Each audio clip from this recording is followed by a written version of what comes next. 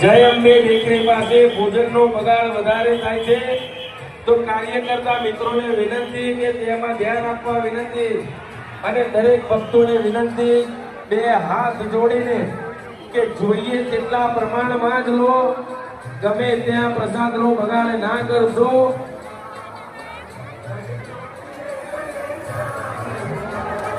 આ બાજુ 15 થી 20 નંબરના કાઉન્ટર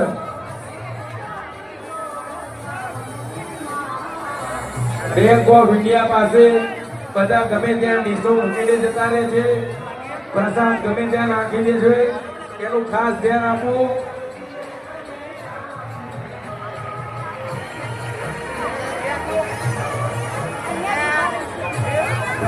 પ્રસાદનો બગાડ ના થાય એનું ખાસ ધ્યાન આપો। બે હાથ જોડીને વિનંતી, દરેકને વિનંતી, જોઈએ તેટલા પ્રમાણમાં જો પ્રસાદ ગમે ત્યાં ના નાખી દે।